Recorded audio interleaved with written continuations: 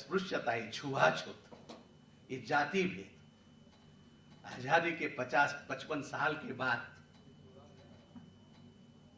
संविधान में कानून बनाने के बावजूद भी स्थूल रूप में और सूक्ष्म रूप में और बिल्कुल सरासर अन्याय के रूप में आज भी चालू। किसी को कोई समझ नहीं आती। खाजा नायक ने महाराष्ट्र में लड़ा है और बिहार में बिरसा मुंडा ने लिए लड़ा है, गुजरात में, राजस्थान में राणा पुंजा और हल्दीबेन ने लिए लड़ी है। बहुत ऐसा नाम है हमारे पास में। अरे तुमने क्या लिखा, हमारा इतिहास में हम गुलाम हो गए हैं, स्वातंत्र की लड़ाई चल रही है। तिलक कहता है आजादी हमारा जन्मसिद्ध अधिकार है। गांधी जी अंग्रेजों चले जाओ, सुभाष चंद्र बोस जापान में जाता है। फिर आदिवासी क्या गोटियां खेल रहे थे क्या? वो भी लड़ रहे थे। इतिहास भी उन्होंने लिखा। तो इस तरह का जो 5000 साल का ट्रेडिशन बन गया है, वहां ब्लेम हम कहां से शुरू करें? दशहरा में रावण वध हो रहा है, महिषासुर वध हो रहा है, हम राम के पक्ष में अपने को खड़ा देखते हैं। हमारा पूर्वज उधर महिषासुर उस पर कुठार चल रहा है, उस पर हमारा ध्यान नहीं। हम जब कहते कि जोड़ा मेरा जूता मुझे चुभता है, तो उसके दर्द को मैं पहचानता हूं। कहीं पर चुभता है मैं जानता हूं। सोमा जी ने जो बात बताई, वो दूसरा मुझे देखकर कि मैं लंगड़ाता हूं मानेगा कि वो जन्मगत कोई नुक्स है मेरा? उसे कैसे मालूम होगा? पूरे साहित्य में इस प्रकार हुआ है। जो शिकार है उत्पीड़न का, जो शोषित होता है, उसको अभिव्यक्ति की ताकत नहीं है। इसलिए उसकी अभिव्यक्ति की ताकत को बढ़ाने के लिए उसे एक मंच भी जरूरी होता है। रमणिका जी ने इतना सारा काम किया है। उनका जो सबसे बड़ा योगदान मैं मानता हूं दलित साहित्य को, उन्होंने युद्धरत आम आदमी का जो विशेषांक निकाले, कविता का, कहानी का और विचार का, 3 विशेषांक, उसने एक दलित साहित्य का जो विभिन्न भाषाओं में, विभिन्न राज्यों में, क्षेत्रों में जो लिखा जा रहा है, उनके बीच ब्रिज बनाने का काम किया और हम लोगों को एक दूसरी भाषाओं में लिखे जा रहे साहित्य को समझने का और एक दूसरे के पास आने का बहुत अच्छा मौका मिला।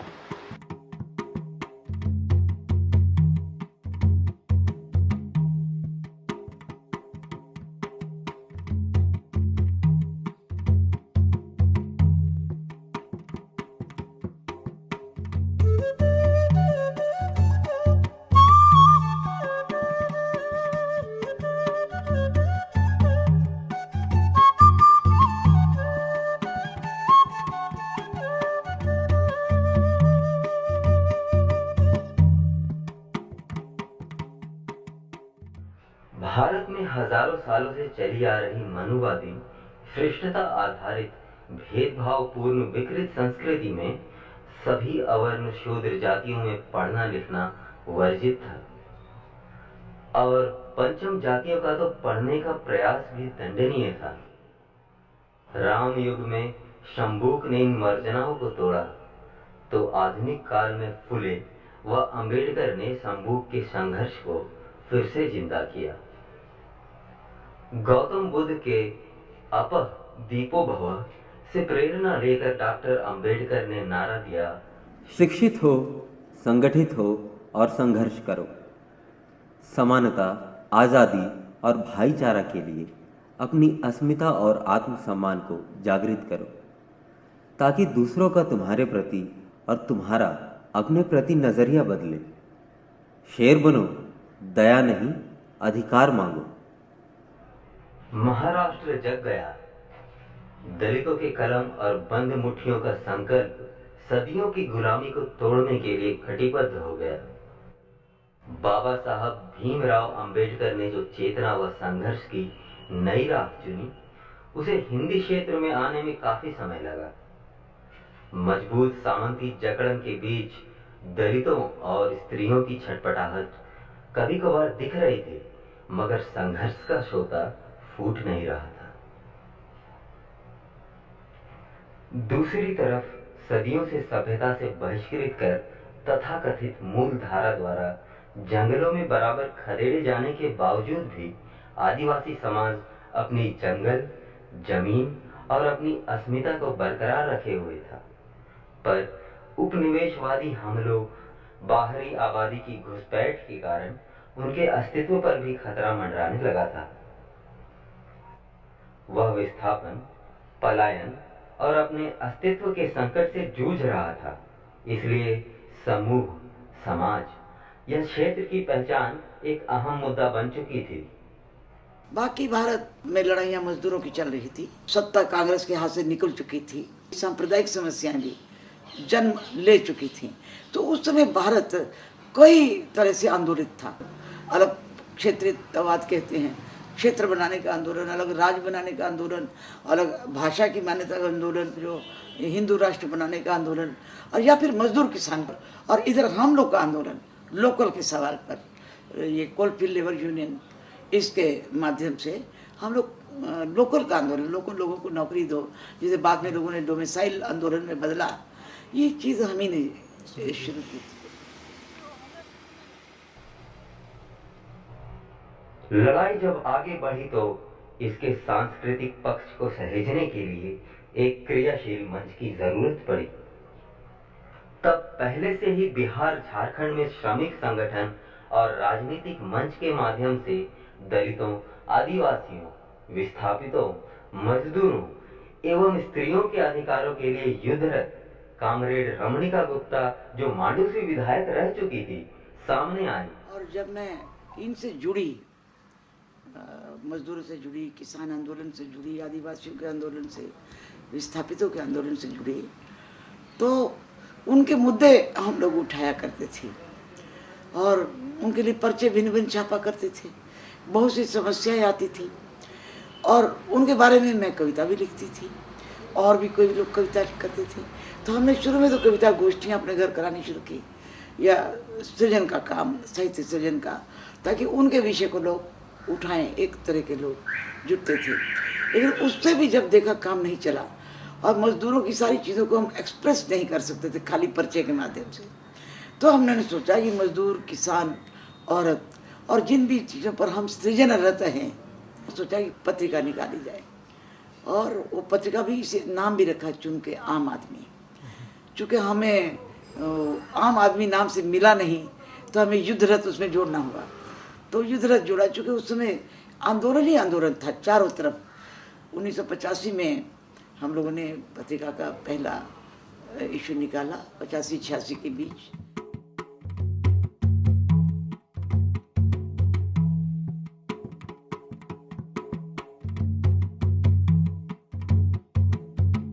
हालांकि पत्रिका उस शून्य को नहीं भर सकती थी, चूँकि तिमाही थी, इतने साधन हमारे पास नहीं थे।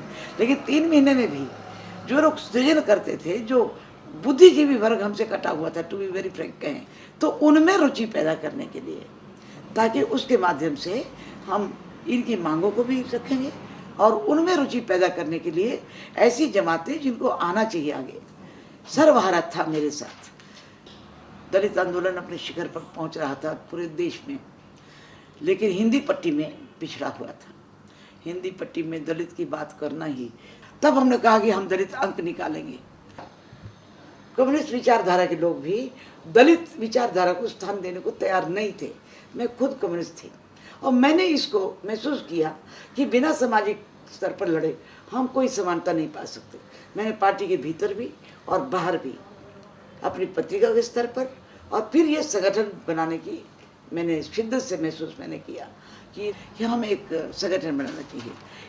जो शिकार है इस व्यवस्था का, वो खुद कुछ पाए, उन लोगों को आगे बढ़ाने के लिए मंच भी देना और उन लोगों को लीडरशिप लेने के लिए, इस सब के लिए हम लोगों ने फाउंडेशन बनाई, जिसमें 75% वो रहे, 25% दूसरे उदारवादी दूसरे लोग भी रहे, ताकि उन पर ही केंद्रित करते हुए हम अपना काम शुरू करें।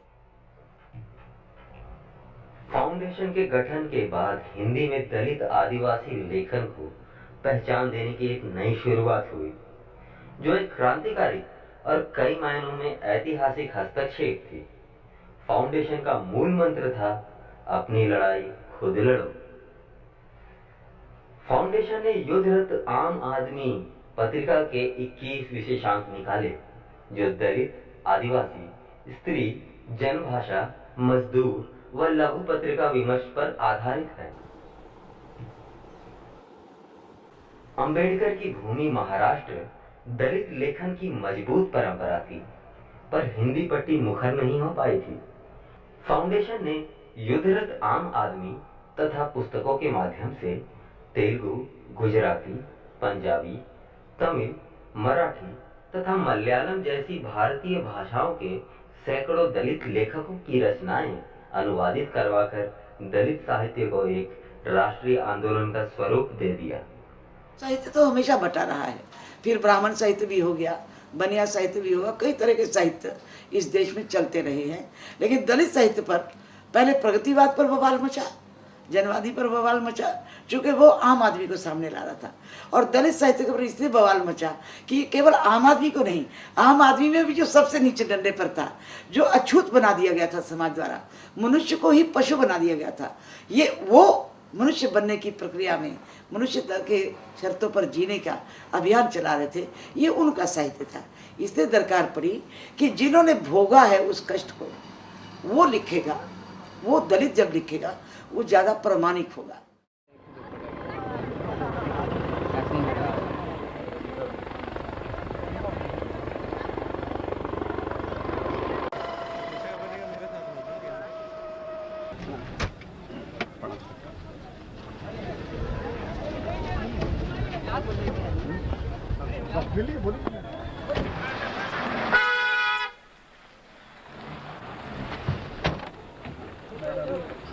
धन्यवाद।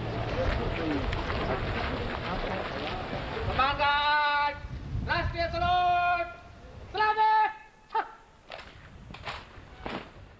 हिंदी में दलित लेखन की पहचान को और मजबूत करने तथा इनके सांस्कृतिक वजूद का गहरा एहसास कराने के उद्देश्य से फाउंडेशन ने 1997 में हजारीबाग के विनोबा भावे विश्वविद्यालय के साथ मिलकर हिंदी क्षेत्र में पहली बार अखिल भारतीय दलित लेखक सम्मेलन का आयोजन किया, जिसका उद्घाटन बिहार के तत्कालीन राज्यपाल डॉक्टर A.R. किदवई ने किया और मुख्य अतिथि थे अरुणाचल प्रदेश के तब के राज्यपाल श्री माता प्रसाद। श्री के नाग दलित उपकुलपति विनोबा भावे विश्वविद्यालय के अलावा देश के नामचीन दलित लेखक गंगाधर पांतावणे, सोहन पाल सुमनाक्षर, शरण कुमार लिम्बाले, सुशीला टाक भौरे, राजेंद्र यादव, मैनेजर पांडे, चमन लाल ने शिरकत की। इसके अलावा कई युवा लेखकों ने भाग लिया जो आगे चलकर दलित साहित्य आंदोलन में मील के पत्थर बने। यह सम्मेलन उत्तर भारत में अपनी तरह का पहला सम्मेलन था।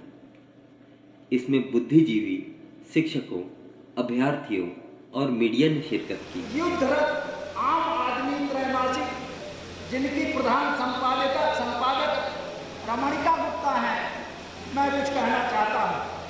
ये पत्रिका तो कहने के लिए है, पर इसके अंक ग्रंथ के समान हैं, बहुत मोटे हैं। बहुत से नए दलित साहित्यकारों को इसमें प्रोत्साहन भी दिया गया है। मैं रमणिका जी को और उनके जितने सहायक लोग हैं जो ये पत्रिका निकालते हैं, उन्हें इसके लिए बधाई देता हूँ।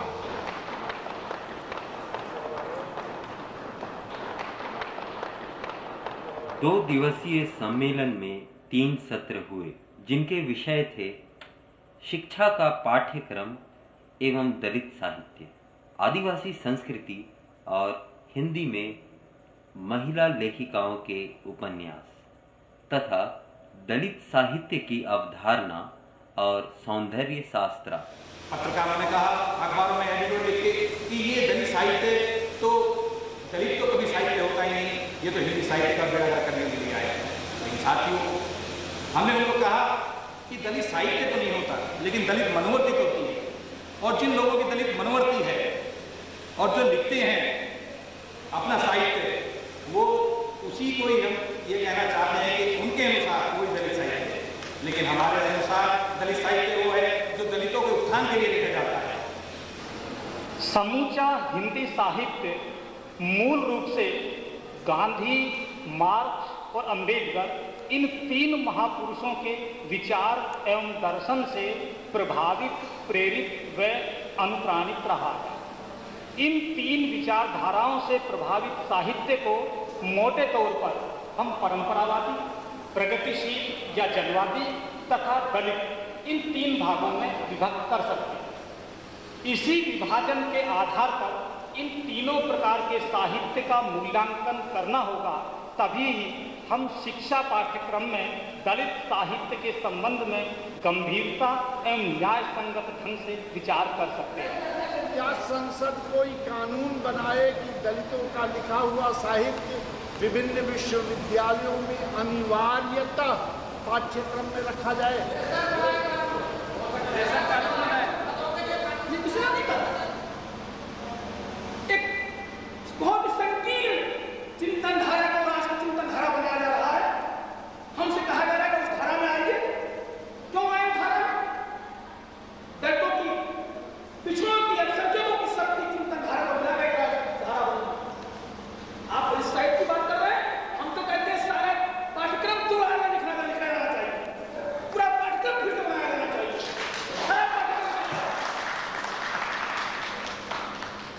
लेकिन साहित्य तो वही होता है जो दिल पर चोट करे, आपका मन बदले। तो हमने उस साहित्य को रचना के लिए बीड़ा उठाया जो दृष्टिकोण बदले लोगों का। तो रमणिका फाउंडेशन का एक उद्देश्य था दृष्टिकोण बदलने के लिए तैयार करना उन शक्तियों को, और वो दलित शक्तियाँ, आदिवासी शक्तियाँ आ सकें। कुछ लोग समझते हैं किसी भी भाषा में किसी तरह का साहित्य लिखा जा सकता है। ऐसा संभव नहीं है। अगर आप ध्यान दें तो भाषा का संवेदना से, संवेदना का यथार्थ से, यथार्थ का जीवन की स्थितियों से, जीवन की स्थितियों का इतिहास की प्रक्रियाओं से गहरा रिश्ता होता है। और अगर आप इन सभी संबंधों को ध्यान में रखें तो हर नए ढंग के लेखक को नई भाषा की खोज करनी पड़ती है, उसका निर्माण करना पड़ता है, उसका विकास करना पड़ता है। इस सम्मेलन का साहित्य जगत पर व्यापक असर पड़ा। महीनों प्रांतीय व राष्ट्रीय अखबारों में बहस चलती रही। सम्मेलन के बाद व्यापक रूप से राष्ट्रीय स्तर पर दलित लेखक फाउंडेशन की पत्रिका युद्धरत आम आदमी से जुड़े। सम्मेलन के बाद फाउंडेशन ने दलित समुदायों से जुड़े सामाजिक व सांस्कृतिक मसलों पर पुस्तकों व पत्रिकाओं के प्रकाशन हेतु सहयोग की भी शुरुआत की, जिसके तहत हिंदी के 4 संकलन बहुचर्चित हुए। दलित चेतना कविता, दूसरी दुनिया का यथार्थ दलित कहानी, दलित चेतना साहित्य तथा दलित चेतना सोच। पहले अंक में पहली बार दलित चेतना कविता में 40 दलित कवि, दलित चेतना कहानी में 28 दलित कथाकार, दलित चेतना साहित्य में 12 दलित समाजसेवी साहित्यकार और दलित चेतना सोच में 28 दलित चिंतकों ने अपना योगदान दिया। दलित के पास कुछ नहीं है, जमीन नहीं है, वो हिंदू संस्कृति के बगल में ही रह के उसी का गुलाम बन के रहा है। वेरा जो आदिवासी थे, इनकी अपनी संस्कृति है, अपनी भाषा है, इन जंगलों में रहते थे, इनको सभ्यता बाहर किया गया था, लेकिन उस सभ्यता में रहते हुए इन्होंने एक शानदार सभ्यता को भी जिंदा रखा जो ये सभ्य समाज भूल गया है। तो उस मूल्यों को, समाज को जो विस्थापित हो रहा था, जिसके पास जमीन थी जमीन छीन रही थी, जंगल था जंगल में प्रवेश बंद हो रहा था, जिसकी भाषा थी भाषा नष्ट की जा रही थी, जिसकी संस्कृति थी संस्कृति पर हमला हो रहा था, तो फिर हमने उस साहित्य को भी आगे बढ़ाया और उसकी एक विदाई चलाई। आदिवासी साहित्य की हमने शुरू की 1998 में। पथिक वर्मा, अरावली उद्घोष के उनके पाठकों ने लिखी कि आपने दलित साहित्य पर तो कहानियों का संकलन छाप दिया, कविता छाप दिया और कितनी किताबें छाप दी, 4 अंक निकाल दिए, लेकिन आदिवासियों को क्यों छोड़ दिया? हालांकि उसमें भी कुछ आदिवासी छपे थे, लेकिन उनकी संस्कृति की बातें उतनी नहीं थी। तब फिर हमने उनसे कहा कि ठीक है, आप राजस्थान से मदद कीजिए, मैं इधर। तो फिर हमने आदिवासी अंक निकालने की घोषणा की और वो पहला हमारा अंक आया आदिवासी स्वर और 21वीं सदी। फिर दूसरा अंक आया उसी का। वर्ष 2000 में ही तेलुगु साहित्य में दलित दस्तक प्रकाशित हुई, जिसमें 45 दलित लेखकों ने रचनात्मक सहयोग दिया। उसी वर्ष फाउंडेशन की अध्यक्षा ने गुजरात यात्रा की। वहां के दलित लेखकों पर गुजराती साहित्य में दलित कदम विशेषांक निकाला, जिसमें 53 दलित लेखक शामिल हुए। सन 2000 में जब नई शताब्दी दुनिया के दरवाजे पर दस्तक दे रही थी और संभावनाओं के नए द्वार खुल रहे थे, रमणिका फाउंडेशन ने हिंदी के दलित वंचित रचनाकारों के सृजन कर्म को रेखांकित करने के लिए एक और ऐतिहासिक कदम उठाया। 11 मार्च 2000 को पटना में एक समारोह आयोजित किया गया, जिसमें 4 लेखकों को पुरस्कृत किया गया, जिसका उद्घाटन श्री माता प्रसाद ने किया और इसे राजेंद्र यादव, मैनेजर पांडे, विभांशु दिव्याल, ग्रेस कुजूर, जियालाल आर्य, रमणिका गुप्ता आदि ने संबोधित किया। जो मैं ये कहता रहता हूँ कि स्त्री और दलित का कोई इतिहास नहीं होता, उसके पीछे भी यही बात है, क्योंकि स्त्री और दलित का जो इतिहास हमें बताया जाता है वो पुरुषों का इतिहास है, मालिकों का इतिहास है। ऊंचे दरख्त के साये में चाहे जितना भी दबाव, बिरवे अपने हिस्से का सूरज खुद ढूंढ लेते हैं। और इसी छात्र के साथ आज ये रमणिका फाउंडेशन इस दलित साहित्य के माध्यम से शायद अपने हम हिस्से का सूरज ढूंढने के लिए निकले हैं। मैं उन्हें बधाई देती हूँ। अपने विषय में जब हम लिखने लगेंगे, बोलने लगेंगे, तब हमें बोलने नहीं दिया जा रहा है और ये समाज तब तक बोलेगा जब तक वो अपने सामने की लकीर के सामने वो खुद बड़ी लकीर नहीं खींच देता है। क्या अंबेडकर इतने सक्षम रहे या गांधी इतने सक्षम रहे या मार्क्सवादी या वामपंथी विचारधारा इतने सक्षम रही कि वह जो आज की जातीय चेतना है उसके विरुद्ध खड़ी हो पाती और जाति विहीन चेतना का विकास कर पाती और समाज को जातीय दुराचारों से मुक्त कर पाती। किसी रचनाकार की उत्कृष्ट रचना पर उन्हें पुरस्कार देते हैं।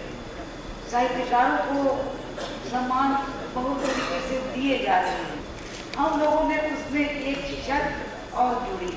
हमने इसलिए 4 विमर्श बनाए और 4 पुरस्कार भी शुरू किए अपनी संस्था के माध्यम से। 4 विमर्श, दलित विमर्श, उसमें आदिवासी अलग नहीं था, आदिवासी उसी के साथ जुड़ा हुआ था। फिर स्त्री विमर्श, फिर डेमोक्रेटिक राइटिंग और सांप्रदायिक सद्भाव विमर्श, और चौथा था अनुवाद। इस आयोजन में दलित कथा लेखक प्रहलाद चंद्र दास को पुटूस के फूल कथा संग्रह के लिए बिरसा मुंडा सम्मान, सुश्री ममता कालिया को बोलने वाली औरत कथा संग्रह के लिए सावित्रीबाई फुले सम्मान, फूलचंद गुप्ता को इसी माहौल में कविता संग्रह के लिए सफदर हाशमी सम्मान और अहिंदी भाषा भाषी लेखकों के हिंदी लेखन के लिए कौशल्या बैसंत्री को उनके उपन्यास दोहरा अभिशाप को कामिल बुल के सम्मान दिया गया। इस प्रकार दलित, आदिवासी और स्त्रियों में चेतना जगाने और उनके सर्वश्रेष्ठ लेखन को प्रोत्साहित करने की दिशा में फाउंडेशन की यह एक अहम कोशिश थी।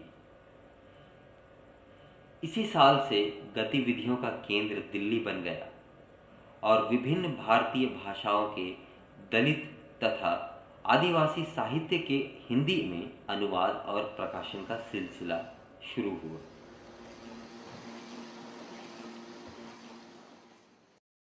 (2001-2002) में पंजाबी साहित्य अकादमी के सहयोग से फाउंडेशन ने दिल्ली के रविंद्र भवन में एक समारोह का आयोजन किया, जिसमें पंजाबी साहित्य में दलित कदम अंक का लोकार्पण प्रख्यात कथाकार राजेंद्र यादव ने किया। इसकी पुस्तक भी प्रकाशित हुई।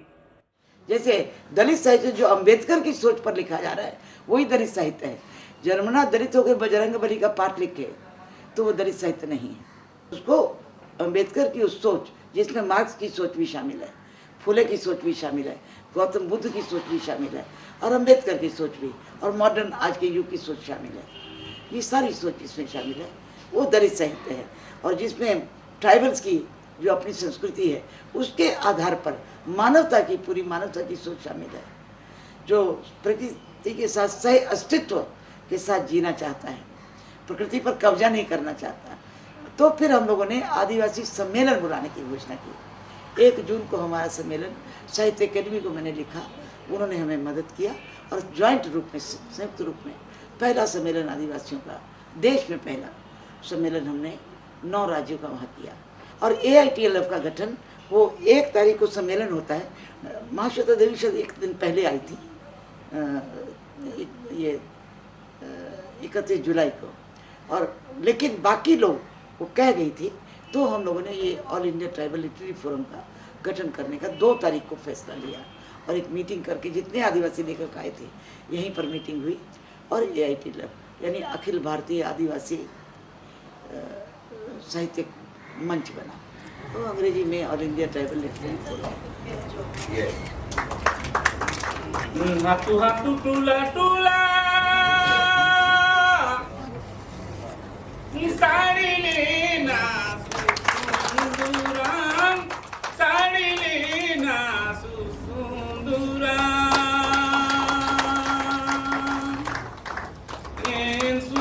सुंदूराम को तेजार नको दुबाई नीला नको चुंडुलाई सुंदूराम को तेजार नको दुबाई नीला नको चुंडुलाई सुंदूराम को तेजार।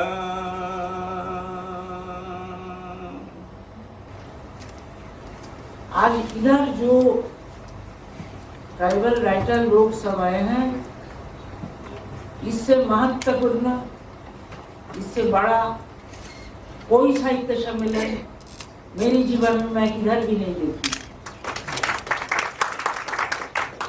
ज्ञानपीठ इसका बहुत पीछे है। जितना बड़ा बड़ा सम्मेलन मैं अटेंड करती हूँ, बहुत कम, तब भी वो बहुत पीछे है, सब कुछ बहुत पीछे है। क्योंकि आज इन लोग जो है, इंडिया क्या होता, सिविलाइजेशन क्या होता, इन लोग ही जानते हैं। जब से ये जो हमारे पर अन्याय हो रहा है, ये अभी से नहीं तो इतिहास से भी हो रहा है। खैबर खिंडी से वो आर्य आए, जब अपने इलाके में वो कब्जा करने लगे, तब उनके जो यज्ञ होते थे, होम होते थे, उनको ये आदिवासी उध्वस्त करते थे। तब के जो आर्य लोग राजा के पास गए, दशरथ राजा के पास में गए कि हे राजन, ये राक्षस लोग हमको बहुत तकलीफ दे रहे हैं, रामचंद्र जी को भेजो, और उसको राक्षस करके उसको कुचल डाला। भारतीय साहित्य में जो आदिवासी फिक्शन में आया है वो बहुत ही अपराध बोध लेकर या कोई गुनहगार लेकर अलग अलग बहुत ही जैसे कि उसका वर्णन आचार के जैसा खाने में हो वैसा उसका वर्णन आया है। 1922 में पाल चित्रिया में 1200 आदिवासियों को उसी कदर भूना गया जिस कदर मानगढ़ में। ये दोनों घटना को कहीं जिक्र मैंने इतिहास में नहीं पढ़ा। क्या इतिहासकार जंगलों पहाड़ों की तरफ नहीं जाते कभी? डिबेटेबल एक टर्म है, ओरिजिनल, अनपोल्यूटेड, अनरिवाइज्ड रहे। आदिवासी ही एक थे जो भारतीय रहे, बाकी कोई भारतीय नहीं रहा। आज जबकि वक्त सभ्यता, भूमंडलीकरण, सांप्रदायिक और जातीय हिंसा, परिस्थितिकी विनाश और युद्ध के माध्यम से मानव जाति को आत्मघात के कगार पर ले आई है, तब पहले से ज्यादा जरूरी है कि हम जनजातीय लोगों के सामुदायिक मूल्यों और प्रकृति के साथ उनके बंधुत्व से सीख प्राप्त करें। क्या कर लेंगी उनका बंदूक और गोलियां, लानते ही देहरी, जन्मेंगी हजारों कहानियां कि नस नस हो गई कमान, सब लहू तीर देखना बाकी है, कलम को तीर होने दो कि शाकी हो गई कमान, सब कोपल तीर देखना बाकी है, कलम को तीर होने दो। इस सम्मेलन में हिंदी साहित्य जगत के बड़े नामचीन लेखकों, विचारकों ने आदिवासी साहित्यकारों को सुना। The power that is running the affairs of the country must realize that these people need right to express themselves in their own tongue.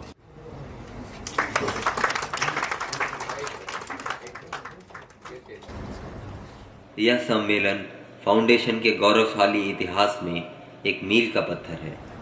इस सम्मेलन की गूंज कई स्तरों पर प्रतिध्वनित होने लगी। सम्मेलन के दूसरे दिन फाउंडेशन के कार्यालय में AITLF का गठन हुआ।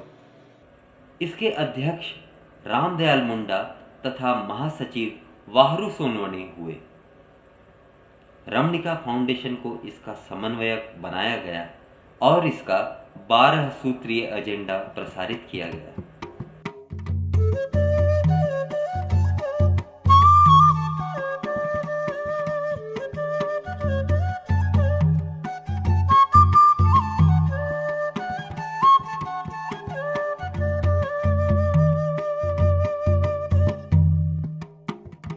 यह महसूस किया गया कि इस सम्मेलन में देश के पूर्वी और दक्षिणी राज्य छूट गए हैं, अतः विभिन्न इलाकों में कमेटियों का गठन हो।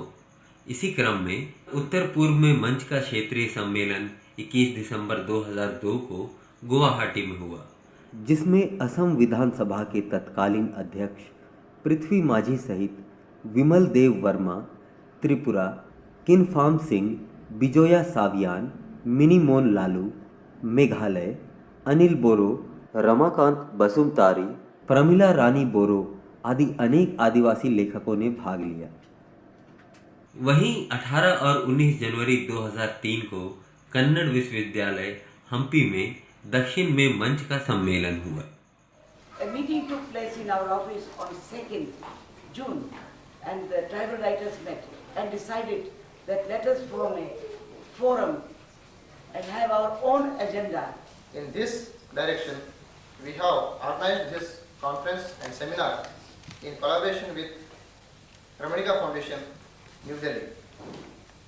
At this juncture, it is our fond hope that our ambitious projects like All India Tribal Encyclopedia would fruitfully with eminent guidance from all of you. Hence, it is proud privilege to extend to you all a wider welcome. It is the Adivasi population which confronted the imperial forces. It's something else that the historians of the country don't recognize these battles. हम लोग बोलते हैं कि पहली लड़ाई स्वतंत्रता की 1857 में शुरू हुई। सिपाही विद्रोह ही ना, और इतिहास में हम लोग पढ़ते हैं। आदिवासी उससे 100 साल पहले लड़ाई शुरू किया।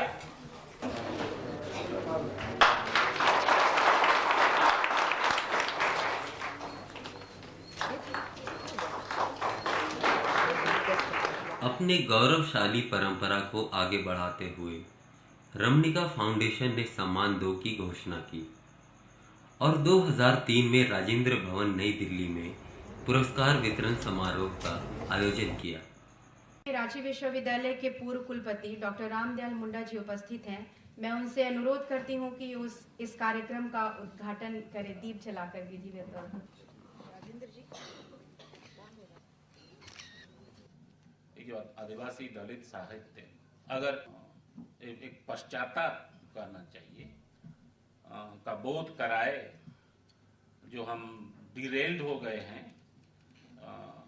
उस सभ्यता को, तो मुझे लगता है कि एक सर्वग्राह्य संस्कृति, एक ह्यूमन संस्कृति का निर्माण हम कर सकेंगे।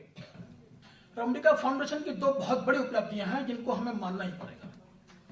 एक तो दलित साहित्य जो हिंदी में था, जो लिखा जा रहा था और लोग उसको मराठी में ज्यादा महत्व दे रहे थे, मराठी दलित साहित्य को, और हिंदी में के दलित साहित्य को मराठी की कलम के रूप में यहाँ लोग उसको प्रचारित कर रहे थे।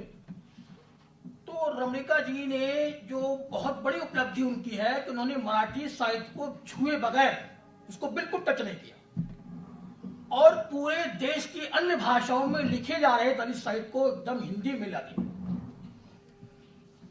और बहुत मोटे मोटे ग्रंथ उन्होंने निकाल दिए, गुजराती में, तेलुगु में, तमिल में, मलयालम में, पंजाबी में, आदिवासी में। आदिवासी साहित्य के 2 खंड उन्होंने निकाले, और अभी तक मराठी दलित साहित्य पर उनका कोई अंत नहीं आया। कोई पूरी दलित साहित्य को एक राष्ट्रीय आंदोलन बनाने में जो उन्होंने भूमिका निभाई है वो सचमुच अभिनंदनीय है, और उसकी जितनी भी तारीफ की जाए कम है। पुरस्कृतों में श्री मोहनदास नैमिषराय को पत्रकारिता के लिए बिरसा मुंडा सम्मान, दिव्या जैन को सावित्रीबाई फुले सम्मान, अजय कुमार को सफदर हाशमी सम्मान और गिरीश पंकज को राजी स्मृति सम्मान प्रदान किया गया।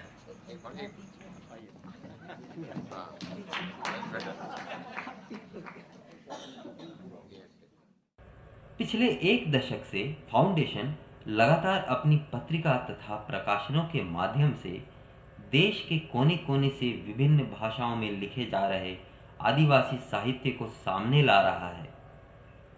फाउंडेशन अब तक 27 आदिवासी भाषाओं का अनुवाद करवा चुका है, जिसमें 15 पूर्वोत्तर की आदिवासी भाषाएं हैं।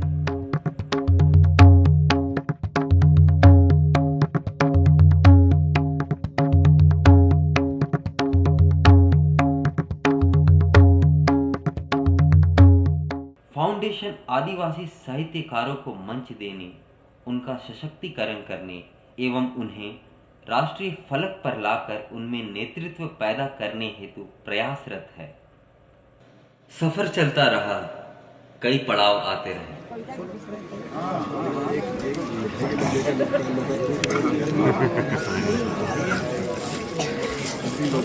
वही है हमारे लिए।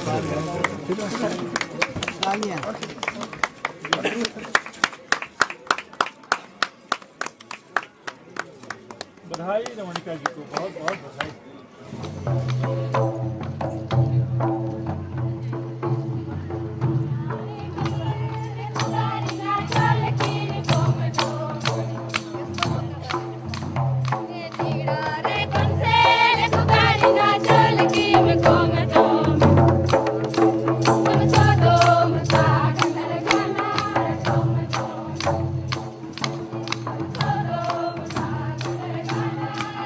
रांची में अखिल भारतीय आदिवासी लेखक सम्मेलन अप्रैल 2005 में हुआ, जो साहित्य अकादमी व रमणिका फाउंडेशन के संयुक्त तत्वावधान में संपन्न हुआ। कभी मैंने सोचा न था कि अखिल भारतीय स्तर की किसी गोष्ठी में, वो भी भारतीय साहित्य अकादमी जैसे देश के ऊंचे केंद्रीय सरकारी साहित्य संस्थान द्वारा आयोजित गोष्ठी में भाग लेने का मुझे अवसर मिलेगा।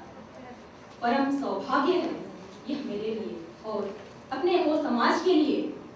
इसका श्रेय मदर रमणिका गुप्ता जी को जाता है। तुम्हारे हाथों बने पत्तल पर भरते हैं पेट हजारों, पर हजारों पत्तल भर नहीं पाते तुम्हारा पेट। इस उबड़ खाबड़ धरती पर रहते कितनी सीधी हो बहामुनी, कितनी भोली हो तुम। नहीं जानती कि किन हाथों से गुजरती तुम्हारी चीजें पहुंच जाती है दिल्ली, जबकि तुम्हारी दुनिया से बहुत दूर है। अभी भी दूंगा, अभी भी दूंगा, अभी भी दूंगा। पाठ्य पुस्तक का उसी का पुस्तक है। उसमें लिखा है, क्या लिखा है मराठी में उधर, ते भिल्ल चोरी करत, यानी वह भिल्ल चोरी करता। तो वो चौथी का लड़का हमको पूछता, बाबा हम भील है तो क्या हम चोरी करते हैं? अरे तो और चोरी करता और बाकी कुछ नहीं करते। पहले का जो इतिहास वाली चाल जो इतना हमारे काव्य वाली संस्कृति या दूसरी भाषा में, उस भाषा में आदिवासी लोगों को विकृत रूप में लिखा है। आज जिसको असुर कहते हैं, जिसको दानव कहते हैं, जिसको दैत्य कहते हैं, ये कोई दैत्य ये दुनिया में नहीं है, कोई दानव ये दुनिया में नहीं है। First of all, I would really like to thank Sahitya Academy for giving us this opportunity to be all together here in Jharkhand, in Ranchi. I would also like to thank Ramnika Madam for this great endeavor in bringing so many of us together. And I wish we had more of such deliberations and meetings, conferences, even the way they tonight. Thank you.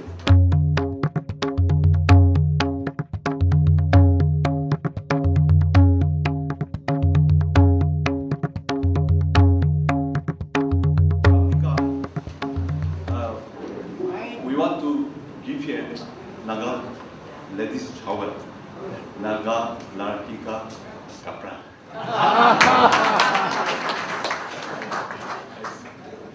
ऐसे token prayer.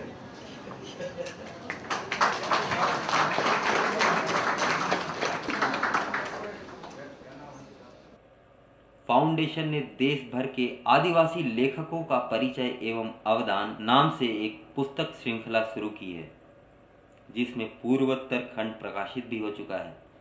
इसी प्रकार आदिवासी लोक एवं अदेखा भारत की श्रृंखलाएं शुरू की गई हैं, जिसमें आदिवासी लोक के 2 खंड और अदेखा भारत में आदिवासी शौर्य एवं विद्रोह प्रकाशित हो चुका है।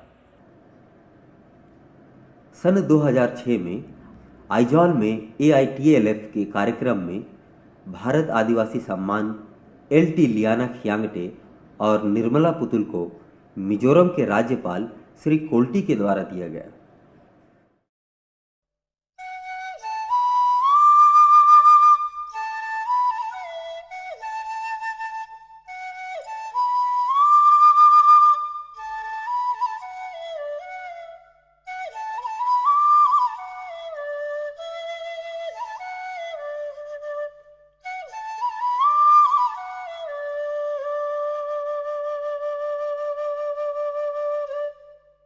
जिंदगी में असफल शब्द नहीं है मेरी डिक्शनरी में। जब तक मैं सफल नहीं हो जाती, मेरा प्रयास जारी रहता है। तो प्रयास जारी रहना, उसको स्ट्रेटजी कह सकते हैं कि 2 कदम पीछे हट के 4 कदम आगे बढ़ने की स्ट्रेटजी है मेरी। अगर कहीं मैं 2 कदम पीछे भी हटी हूँ तो वो आगे बढ़ने के लिए हटी हूँ, न कि असफल होकर हटी हूँ। तो इसीलिए कई सीढ़ियाँ पार की हमने और सीढ़ियाँ पार करेंगे। तो आप एक दिन में तो फलांग के ऊपर नहीं जा सकते ना, और ना हम सोचते हैं। तो वो फुनगी पर बैठने की मेरी इच्छा नहीं है। हम फुनगी से कई पेड़ निकल आए। हर जैसे कहते हैं लेट 1000 फ्लावर्स ब्लूम, तो 1000 फ्लावर ब्लूम करने के लिए 1000 लोगों के पास पहुंचना पड़ता है। तो हम अगर उसमें कुछ फूलों के पास पहुंच पाएंगे, ये भी बहुत है। कुछ और पहुंचेंगे, हमारे बाकी लोग पहुंचेंगे।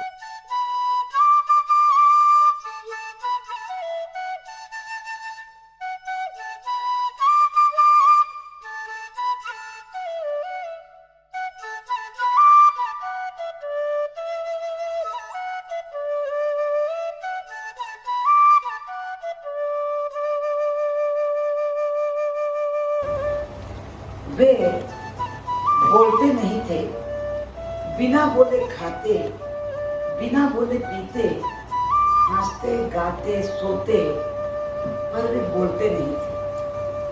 वे बोलते नहीं थे।